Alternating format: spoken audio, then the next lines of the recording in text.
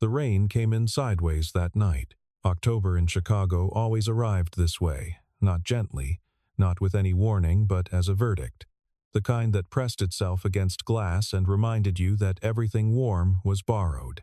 The Meridian Group's annual gala occupied the 43rd floor of the Aldine Tower, and from where Olivia Hayes stood beside the floor-to-ceiling windows, the city below looked like scattered embers fighting to stay lit. She held a glass of Montrachet she hadn't touched. The jazz quartet behind her was playing something Coltrane adjacent, and the room hummed with the particular frequency of people who wanted to be seen being present. Olivia had attended this event every year for the past 11. She had organized it for 3 of those years. She knew the catering manager's children's names, and she knew which board members drank too much by the second hour, and she knew, without looking, the precise radius within which someone was about to approach her with a request disguised as a compliment. She was 43 years old. She had built Meridian's technology division from a 30-person satellite office into a 900-person operation that accounted for 38% of the company's total revenue. She owned a penthouse on Lakeshore Drive. She had a personal assistant named Margot who anticipated her calendar needs before Olivia herself recognized them. She was, by every measurable standard, exactly where she had intended to be, which made it difficult to explain why she was standing at the edge of a party she had helped design, watching a man she did not recognize. He was near the far end of the room. Speaking with someone from the analytics division, she recognized the analyst, but not the man. Medium height, a suit that fit well but wasn't custom, brown hair that needed a cut by approximately 2 weeks. He wasn't performing anything. He wasn't angling toward anyone. He was simply listening, nodding at appropriate intervals, and when he smiled, it reached somewhere behind his eyes without asking permission. What struck Olivia was not attraction. Not exactly. It was the particular irritation of encountering something she could not immediately categorize. She asked Margot, quietly, through text, the man near the east windows, speaking with Dennis Park. "Who is that?" "Daniel Carter. Senior Analyst, Strategic Accounts. 4 years with the company. Quiet file. Do you need his full profile?" "No." She put her phone away and crossed the room.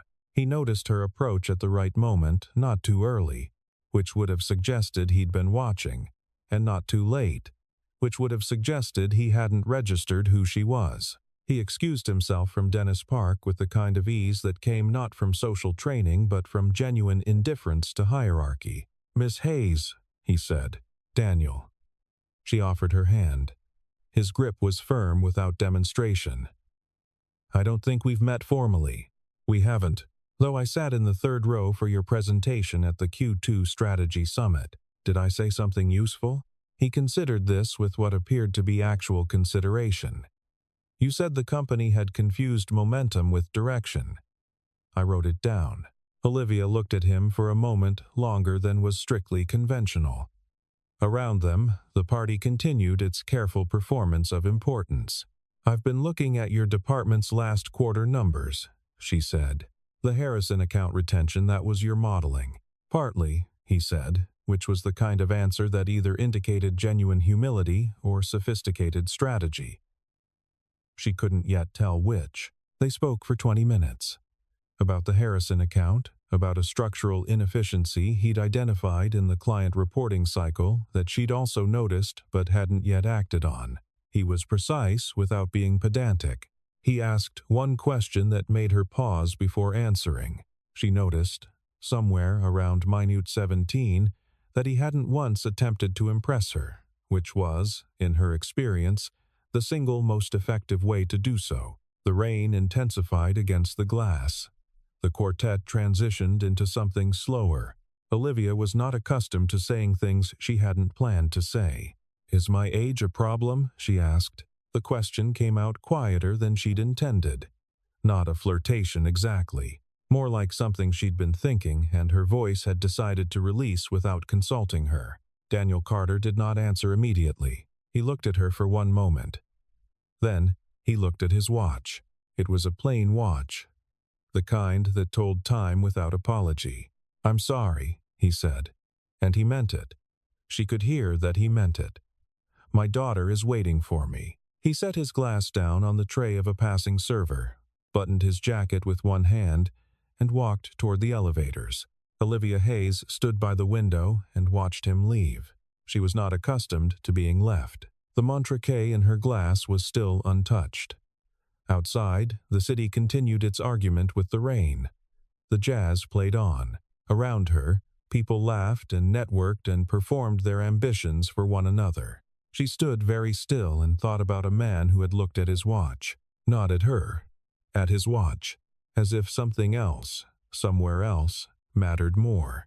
The jazz quartet finished their set. Around her, conversations renewed themselves. A man she half recognized from the legal division said her name and moved toward her with the familiar intent of someone who wanted a word about a budget allocation. She answered his question with the portion of her attention it required and did not let on that she was still thinking, beneath the professional surface of the exchange, about a plain watch and a man's steady hands and the particular dignity of someone who knows exactly where they need to be. She set her wine glass on the nearest table. Untouched. She went home. On Monday morning, Olivia read Daniel Carter's personnel file. She did this quietly, before her 8 o'clock, with the door closed and her coffee cooling beside her keyboard. She told herself she was conducting due diligence on a strong performer. She told herself this with the practiced conviction of someone who understood the difference between a justification and a reason. The file was both thorough and insufficient. Bachelor's in Applied Mathematics from the University of Wisconsin. An MBA completed part-time over 4 years, which suggested either exceptional discipline or exceptional necessity. His performance reviews used words like methodical, insightful, and, in one from 3 years ago, the kind of quiet that turns out to be thinking. His direct manager, a director named Patricia Holloway, had recommended him for promotion twice. Both times, Daniel Carter had declined. Olivia read that line twice. Declined. Not negotiated. Not deferred. Declined. She pulled Patricia Holloway's number and called her directly, bypassing the conventional protocol of such inquiries. Patricia answered on the second ring and did not disguise her surprise. "He's one of the best analysts I've managed," Patricia said, when Olivia explained obliquely what she was asking. Genuinely. The kind of instinct you don't train into someone, but the promotions. A pause. He was very clear about it. The role would require travel, quarterly, off-sites, extended hours during peak cycles. He said. Patricia stopped, as if reconsidering whether to continue. He said he had a standing appointment he wasn't prepared to be late for. What appointment? He didn't say. But Daniel Carter has left this building at 5 o'clock every single working day for the 4 years I've managed him. Not 5 to 10, not 5:05, 5, like he has a train to catch, or like something is waiting that matters more than whatever we're paying him for. Olivia thanked her and ended the call. She sat for a while in the way she rarely allowed herself to sit, not thinking about the next task, not scanning the next priority, but simply sitting with a question that didn't resolve into an action item. In the bullpen below her office, the floor was filling up with people starting their days, laptops opening, coffee being poured, the low hum of professional morning. She watched through the glass and found, after a moment, the back of Daniel Carter's head. He was at his desk already. He was reading something, an actual printed document, which was unusual enough that she noticed it and making notes in the margin with a pen. A pen. With actual handwriting. Olivia pressed her fingertips together and thought about a man who declined promotions and left at 5 o'clock every day and took handwritten notes and had looked at his watch at a party when the most powerful person in his professional life had asked him, however obliquely, if he was interested. She was not used to not understanding things. She found, somewhat to her alarm, that she did not hate the feeling. That evening, she stayed in the office until 7, which was early for her. She ordered Thai food that arrived lukewarm and ate it at her desk while reviewing a contract from the Singapore partnership. She finished the contract. She looked at the cold pad of green curry. She thought about 5 o'clock. She had not left before 6:30 on a voluntary basis in approximately 4 years. She had left earlier than that for a flight to London once, and twice for medical appointments she'd scheduled at 6 so as not to cut the day short. She recognized in this moment, somewhat absurd. She thought about what Patricia Holloway had said. A standing appointment he wasn't prepared to be late for. Not a meeting, not a client. A standing appointment.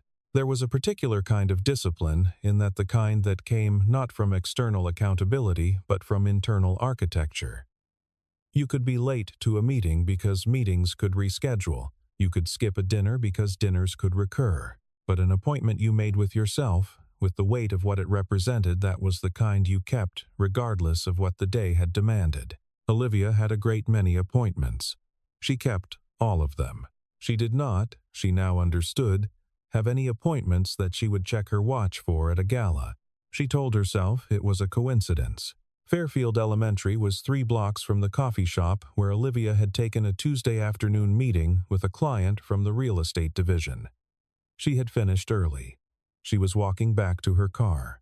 The route she chose and she made, in some private recess of herself, no claim about this choice, past the school's main entrance at precisely 3:45 in the afternoon. The rain that week had gentled into something more considered.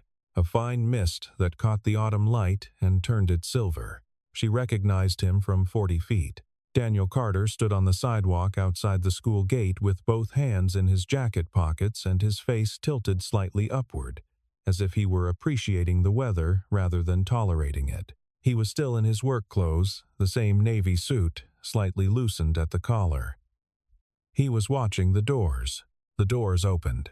The girl who came through them was perhaps 6 years old, with dark hair pulled into 2 uneven braids and a backpack that appeared to be roughly 2/3 of her total volume. She spotted her father before he'd even turned toward the sound of the doors, and she covered the distance between them at a velocity that suggested she had been planning this reunion for the entire school day. She hit him at approximately hip height. He caught her without losing his footing, swung her up, and she buried her face in the side of his neck.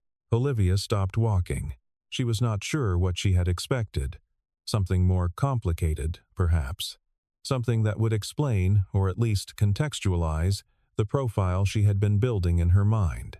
Instead, she was watching a man hold his daughter in a mist of October rain with the particular steadiness of someone for whom this was not a performance, but the actual point. "Dad, I did the drawing today," the girl said, pulling back to look at him. Her voice carried across the sidewalk with the architectural confidence of children who have not yet learned that their volume is their own to manage. Mrs. Ellison put it on the board. "In the front? Yeah?" Daniel's voice was different outside the office. Warmer. Unhurried in a way that had nothing to do with the careful quality of his professional patience. "It's a drawing of our house, with the window light on at night. And the tree." She held up her hands to demonstrate the composition. Mrs. Ellison said it looked like someone was home. "That's because someone always is," Daniel said. He set her down, and she took his hand, and they began walking away from the school, the girl talking without punctuation about the drawing, and a boy named Oliver, who had knocked over the paint, water, and a song they were going to sing at the November concert. Daniel listened to all of it with the undivided attention most people reserved for things they considered consequential. Olivia stood on the sidewalk long after they had rounded the corner. The mist continued. A school bus idled past. A crossing guard in a fluorescent vest nodded at her, as if it were perfectly ordinary to stand still on a public sidewalk in a $1,200 coat. She thought about her apartment. The penthouse, with its curated silence and its view of the lake and its absence of any drawings on any surface. She thought about leaving work at 5 o'clock every day. She thought about the tree in a child's painting, lit from inside. She walked back to her car and sat in it for 7 minutes before starting the engine. 3 weeks later, the Harrison group nearly walked.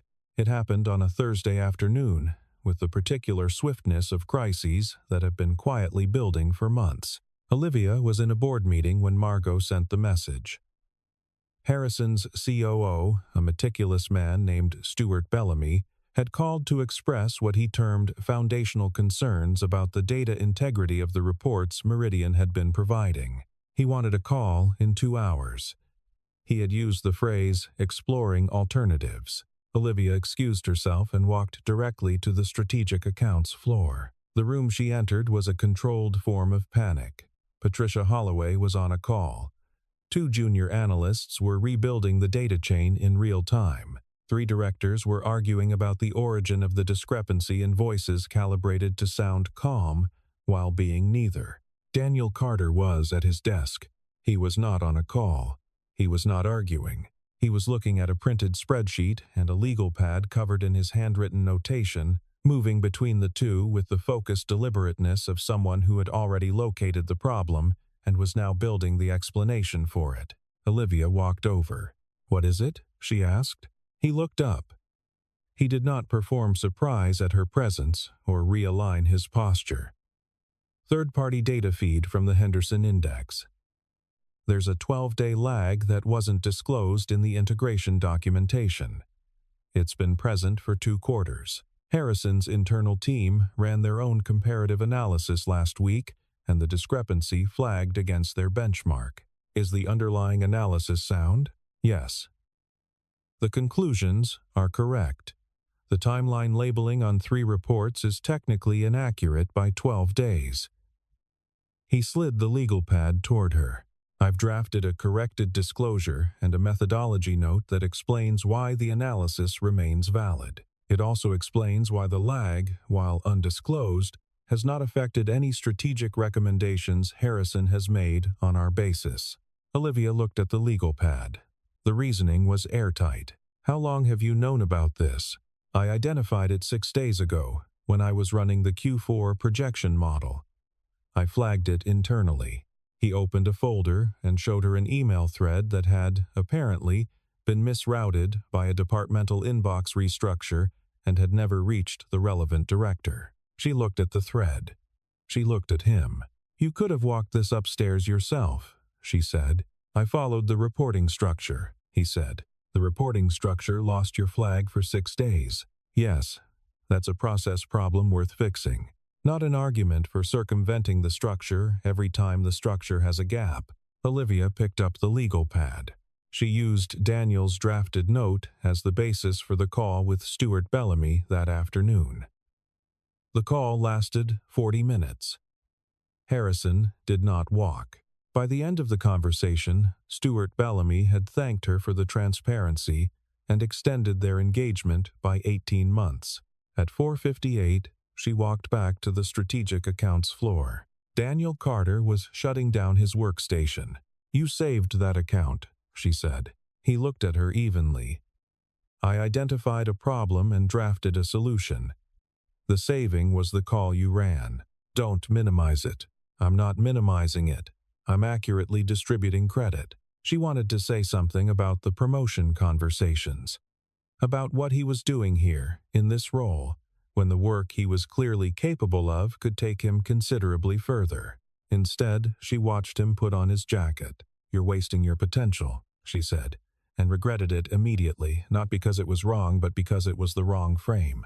He paused in the act of buttoning his jacket. When he looked at her, there was something in it that was not unkind, but was entirely certain. I'm using it where it matters, he said. He picked up his bag and left. 5 o'clock, exactly. She asked Margot to pull the records and told herself she was conducting a standard wellness review of high-performing staff. The name was Claire Carter. The record was 3 years old. Olivia did not read far into it. She read enough. Pancreatic cancer. Diagnosed when Emily was 3 years old. 14 months from diagnosis to death. Claire Carter had been 31. Olivia closed the file.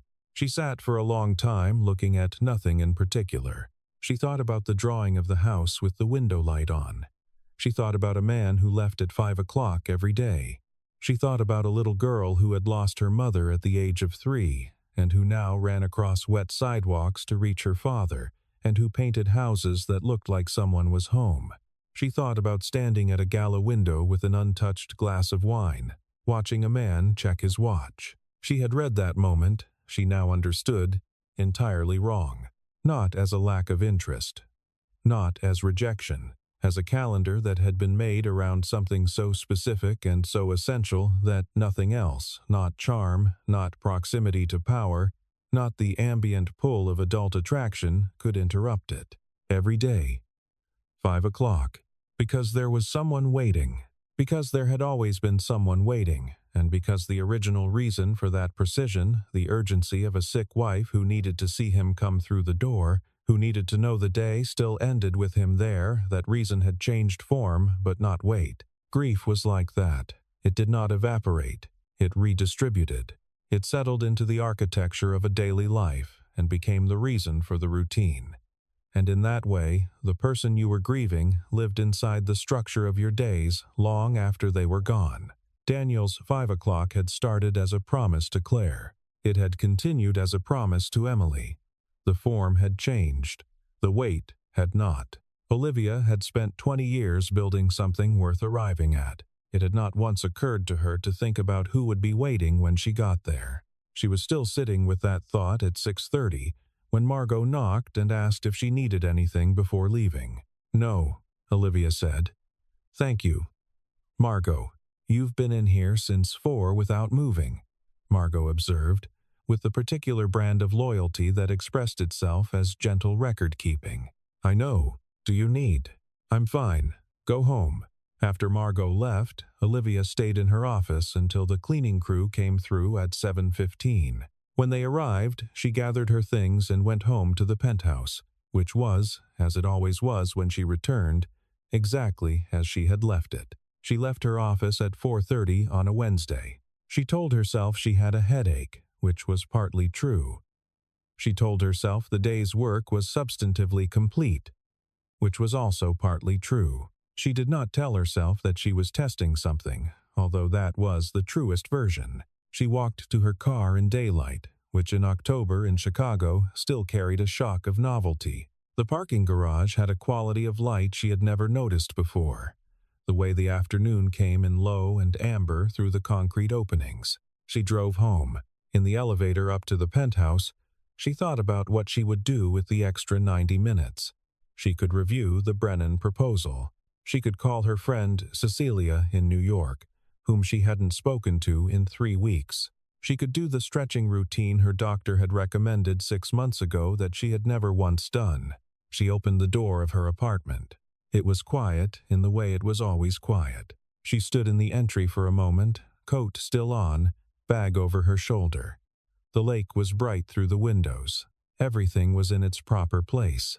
The apartment was beautiful, and she had chosen every single thing in it with intelligence and care. And it looked, in this particular light, at this particular hour, like the inside of a museum after closing time. She sat on the couch and looked at her hands. She thought about the dinner parties she declined, the calls with her sister that she rescheduled and eventually forgot to return, the man she had dated briefly 2 years ago who had told her, with genuine sadness rather than accusation, that he had begun to feel like an agenda item. She thought about Cecilia's children, who occasionally sent her drawings in the mail. Actual, physical drawings, in actual physical envelopes, which she placed on the refrigerator briefly, and then, feeling somehow unworthy of them, removed. She had built the architecture of a life in which there was nothing to interrupt, and no one to disappoint, and she had mistaken this for freedom. She had been wrong. She understood that now with a clarity that felt less like revelation than like reading the label on something she'd been holding the whole time. She had not built freedom. She had built an absence. And in the absence, nothing waited for her, not because nothing was worthy of waiting, but because she had, methodically and with great professional competence, removed all the reasons for anything to wait. She picked up her phone and scrolled to her sister's number. Her sister, Renata, lived in Portland with her husband and 2 sons and a large disorganized house that Olivia visited approximately once every 18 months and always left slightly earlier than planned because she did not know what to do with herself. Inside its comfortable chaos, Renata had never once criticized her for this. She simply left the door open. Olivia called her. Renata answered on the third ring with the unhurried ease of someone who had not been working at that hour. There was noise in the background, a television, something being dropped, a child's voice making an appeal. "Hey," Renata said. "Hold on 1 second." And then, away from the phone. "Marcus, put that down. It's not yours. I don't care what Henry said." And then back. "Sorry. Hi." "Hi," Olivia said. A pause of the tender kind. "It's 8 o'clock on a Wednesday, Liv. I know. You never call on weeknights. I know that too." Another pause. Then Renata said, without inflection, "Are you okay?" Olivia looked at the lake. The lights of the city were on the water. "I think I've been making some decisions wrong," she said. "For how long?" "A while." "Okay," Renata said, with the specific gentleness of someone who has been waiting patiently for a conversation to become possible. "Tell me." Olivia talked for 40 minutes. Renata listened, asked 3 questions, made no judgments, and at the end said, "Okay," Olivia said. "I'll tell the boys. Marcus will attempt to show you a magic trick. It's not good, but you have to watch the whole thing." "I will." After she hung up, she felt lighter in the way you feel after setting down something you've been carrying so long you'd forgotten it had weight. She went to bed at 9:30, which was the earliest she had slept in years. In the morning, she made a decision. Fairfield Elementary's arts program had been cut from the district budget the previous spring. The school had been running its visual arts classes on donations of leftover supplies from a parent network and whatever the art teacher, a woman named Miss Pryor, could purchase from her own salary.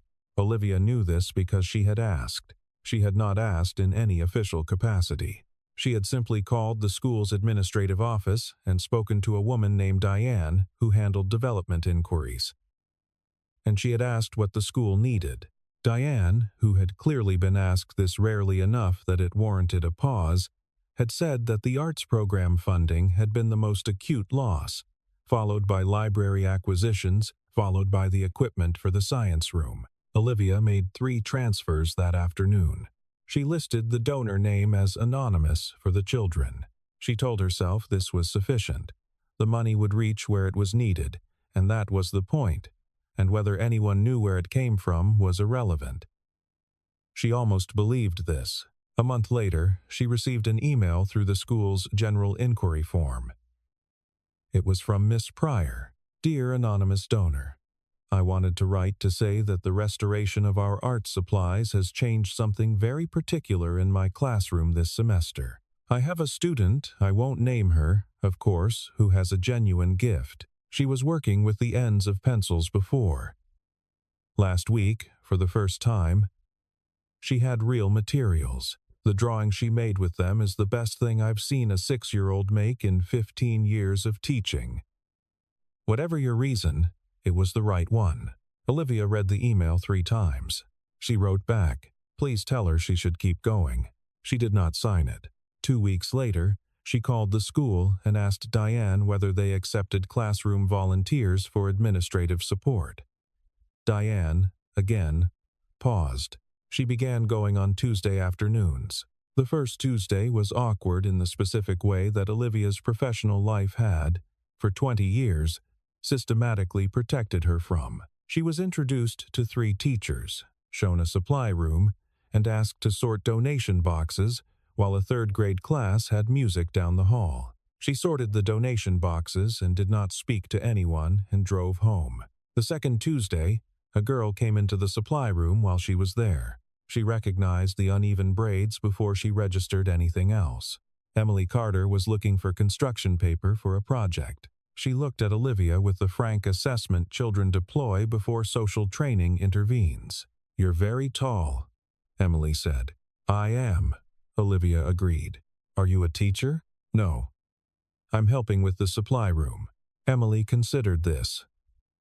"My dad helps with things too," she said. "He fixed the Hendersons' porch last month. He said if you can do a thing, you should. She found her construction paper and left. Olivia stood in the supply room for a long moment after she went. Something had shifted. She couldn't have described it in terms precise enough for a board presentation. It felt like the first correct answer to a question she hadn't known how to ask. Richard Blake had been at Meridian for 7 years, 3 of which he had spent believing he would be the one to run the technology division. Olivia knew this because it was the kind of thing you learned about people when you were the person who had gotten the role they wanted. She did not hold it against him. Ambition misdirected was a management problem, not a character flaw. She had managed it accordingly. What she had not anticipated was Richard choosing this particular month, with its particular vulnerabilities, to escalate from managed frustration to active interference. It began as a murmur. An executive assistant she trusted mentioned, neutrally, that Richard had been having long lunches with 2 of the board's outside advisors. Then Patricia Holloway told her, carefully, that a rumor was circulating on the senior director level, something about Olivia's personal involvement with a member of her staff, something about the implications for workplace governance. Olivia listened to this without expression. "Where is it coming from?" she asked. Patricia's pause said everything the words wouldn't. Richard had dinner with Gordon Ashby last week. Olivia spent 24 hours saying nothing. On the second day, Daniel came to her office. He knocked once, entered when she didn't respond, and closed the door behind him. He stood across from her desk in the way people stood when they had decided to say something difficult and were organizing the order of it. "I know what's circulating," he said. "I know that you know. I want to say something about it. Daniel, I'm going to transfer divisions," he said. "Patricia has already agreed to facilitate it. It would remove any basis for, 'You're not going to do that.'" The certainty in her voice surprised them both. "Olivia, you're not going to reorganize your professional life around a rumor that Richard Blake manufactured to manage a grievance that has nothing to do with either of us." She leaned forward. "I have handled Richard Blake. I will handle Gordon Ashby. The rumor will not outlive the week, and you will stay in your department because you are excellent at your work, and because I am not in the habit of letting other people's bad faith rearrange the things that are working correctly." Daniel looked at her for a long moment. "What are you going to do about Richard?" he asked. "I'm going to have a conversation with him," she said, "that he will remember as the day he decided to redirect his ambitions constructively. Will that actually work? It will work because I will make it work." She picked up her pen. He was quiet for a moment. "I know it isn't." He started to leave. "Daniel." He stopped. "Thank you for coming in. Most people wait to see which way it falls." He looked at her steadily. "You're not most situations," he said. He left. She picked up the phone and called Richard Blake's assistant to schedule a meeting. The conversation, when it happened, was quiet and specific, and it ended with Richard Blake understanding, with perfect clarity, that his future at Meridian would be shaped entirely by the quality of his contributions going forward. He thanked her. She thanked him. They shook hands. He did not create further problems.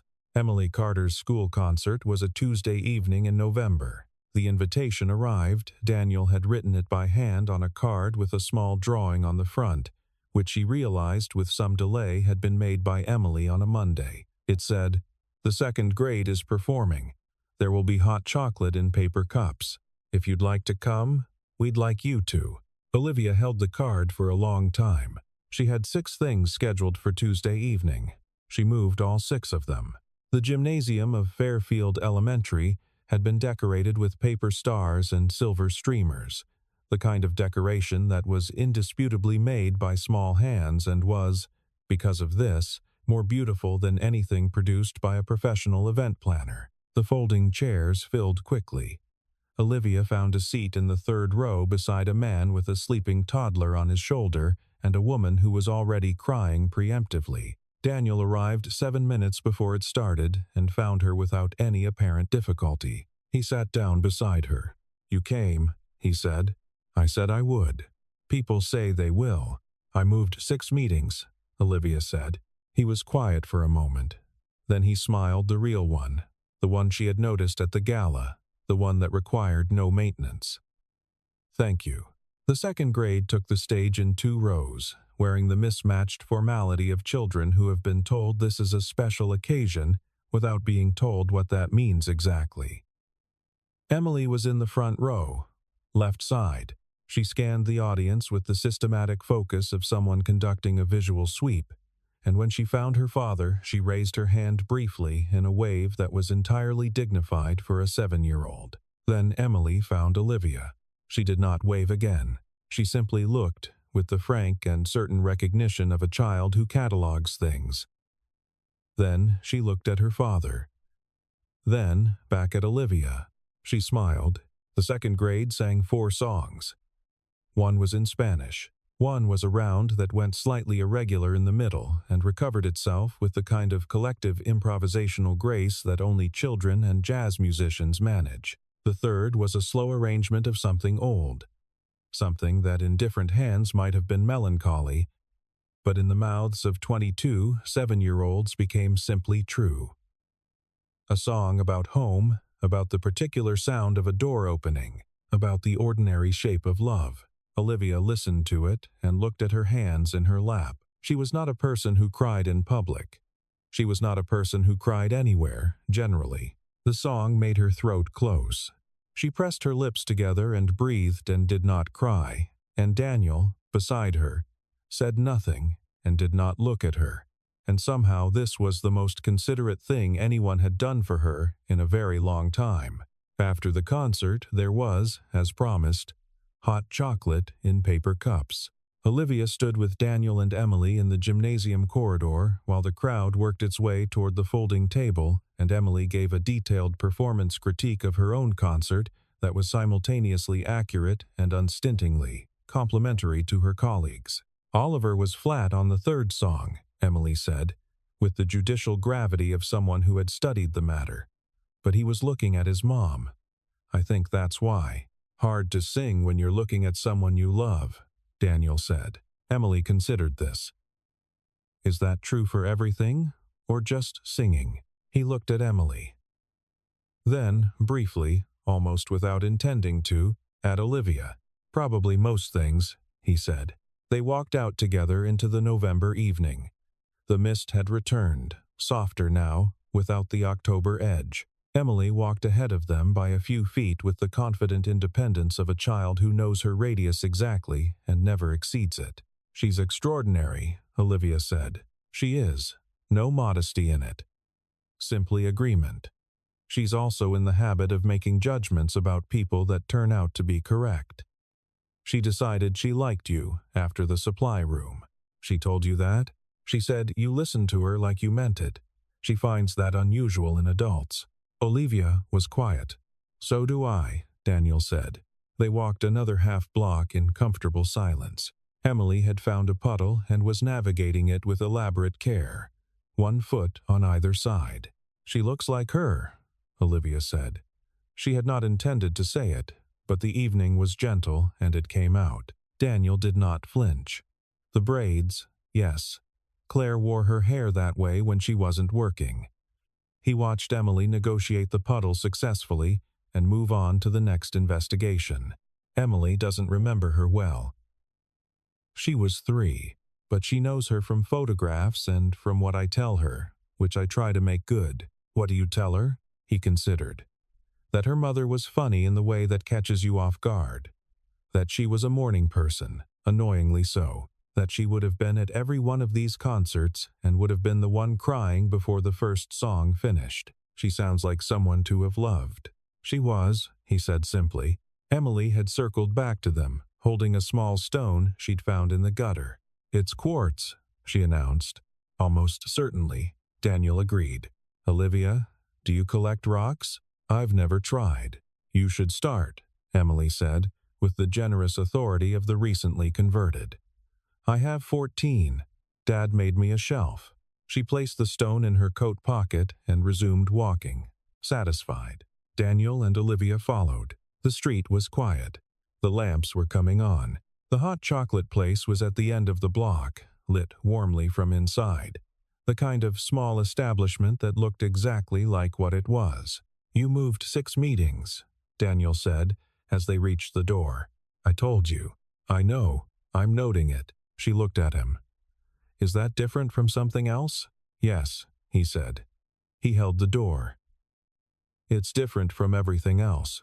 The board meeting was in December. It was a formal review, the kind that happened twice a year and required documentation and presentations and the careful choreography of institutional confidence. Olivia had given 37 of these in her career. She had never given one while feeling, as she did now, that something else she valued more was scheduled for 3:30. She had prepared, as she always did, with a thoroughness that left no gaps. The revenue numbers were strong. The methodology improvements she'd implemented after the Harrison situation had already generated measurable results across 11 client accounts. The division headcount had grown by 14% and attrition was at a 4-year low. She had slides for all of it. What she had not prepared was the particular feeling of sitting across from a conference table full of men and women who were evaluating her life's work while she was, simultaneously, evaluating something they couldn't see. She delivered the presentation with her usual precision. Revenue at 112% of projection. The Harrison account retained and expanded. A new methodology for client reporting that eliminated the data lag issue and had already been implemented across 11 accounts. She answered questions. She redirected 2 lines of inquiry that were structurally loaded, and she did this without defensiveness and without the performance of patience that conceals its absence. At one point, Gordon Ashby, who had the expression of a man who had hoped for a different outcome than the one in front of him, asked whether she felt her personal life had created any distractions in the second half of the year. The room took on the particular stillness of institutional breath-holding. Olivia looked at him for a moment. "My personal life," she said, "has made me more effective." She did not elaborate. She moved to the next slide. Gordon Ashby did not ask a follow-up question. The meeting concluded at 2:40. She walked out of the boardroom and took the elevator to her office. She sat at her desk and looked at the lake, which in December had turned the color of pewter and moved with a slow authority that was difficult to argue with. Margot appeared in the doorway. "You have the Brennan call at 4, and the Singapore team wants to reschedule their 3:15 to. Move everything," Olivia said. Margot stopped. In 4 years, she had not been given this instruction at 2:40 on a working day. "Everything? The Brennan call can happen Thursday. Singapore can have Friday morning. Move everything between now and end of day." Margot looked at her with the particular expression of someone updating a very long-running assumption. "Should I give a reason?" "Tell them I have a standing appointment," Olivia said, "that I'm not prepared to be late for." Something shifted in Margot's face. Not surprise exactly. Something warmer. "I'll take care of it," she said. Olivia put on her coat. She had spent 20 years measuring success by what she had built. She was still proud of what she had built. She had not become confused about that. The division was real, and the work was real, and the people whose careers had developed under her leadership were real, and she did not dismiss any of it. Achievement was not the problem. Exclusivity was the problem. The operating assumption that achievement was the only currency that mattered, that everything outside the professional frame was deferral rather than life. She thought about Claire Carter, who had been 31 and had not gotten to choose her deferral. She thought about Emily painting a house with the lights on. She thought about a man who had learned, the hard way and too young, that 5 o'clock was a commitment to something irreplaceable, and who had organized his entire life around that knowledge ever since. At 3:15, she stood up, put on her coat, and told Margot she was leaving for the day. Margot looked at the clock. She did not say anything, which was the most eloquent thing she could have done. The school was quiet when she arrived. She was early. She stood at the gate in the December cold and watched the street and thought about nothing specific, which was new for her and which felt, surprisingly, like something she might learn to do. A crossing guard she had seen before, A broad-shouldered man named Gerald, who wore the fluorescent vest with the dignity of someone who understood the importance of the post, raised a hand at her. She raised her hand back. She had been coming often enough to be recognized. This was not a small thing. The door opened at 3:40. Emily came through it at the velocity she always deployed for this reunion, and she pulled up short when she saw Olivia at the gate. She looked at Olivia. She looked at the school door behind her. She looked at Olivia again. "You're here," Emily said. "I am. Dad's coming." "I know." Emily processed this with the executive function of a child running a fast probability model. Then she walked over and took Olivia's hand with the matter-of-fact directness of someone who has decided and acted on the decision, and sees no reason to discuss it further. They stood at the gate together. "Is today special?" Emily asked, after a moment. Olivia considered this with the seriousness it deserved. "I think so." "Why?" "I moved some things around so I could be here." Emily looked up at her with Claire's dark eyes in a face that was learning, daily, what it intended to become. "That's what Dad does," she said. "He moves everything so he can be here." "I know," Olivia said. "I noticed." Emily nodded, as if this were a reasonable response, and turned back to watch the gate. Daniel arrived at 3:44, slightly early, she noted, which meant he'd left the office before 5 and he saw them from down the block, his daughter and this woman standing together at the gate in the December cold. He slowed his pace for exactly 1 step, then continued. When he reached them, he looked at Olivia with an expression she had not seen on him before. Something careful with a door open in it. "You're here," he said. "You said that already," Emily told him, with authority. Olivia smiled. It was the real kind, unscheduled, uncalibrated. "I had a question," she said. "All right. At the gala, I asked if my age was a problem. You didn't answer."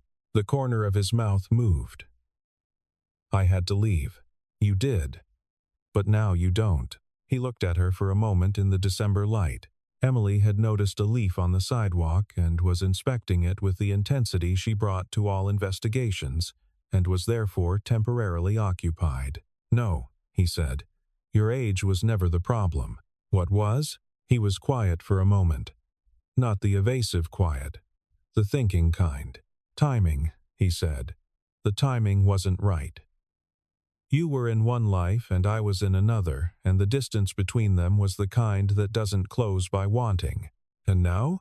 He looked at Emily, still crouched over her leaf. He looked at Olivia. "You're standing at a school gate in December," he said. "That's a different kind of answer."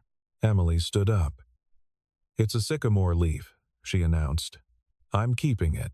"Obviously," Daniel said. "Can we get hot chocolate?" Emily asked.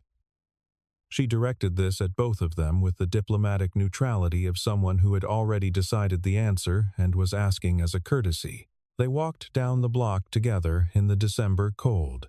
Emily between them with the sycamore leaf, the city making its usual noise around them, and the winter light going amber on the shop windows, and the bare trees and the sidewalk that was damp from an earlier rain.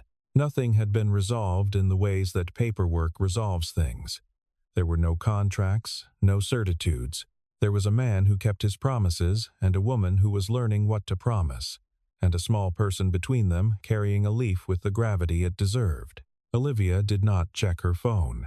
She walked. Somewhere behind her, the office was still there, and the board and the numbers and the work she was proud of and would return to tomorrow. But not now.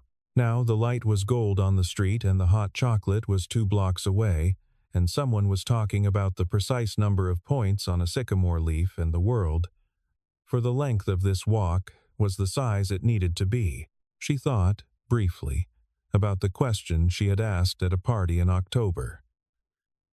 "Is my age a problem?" She had meant it several ways when she asked it, as curiosity, as vanity, as the particular vulnerability of a powerful woman testing the temperature of a room she could not fully control. She had not known, when she asked it, that it would become the question that opened something.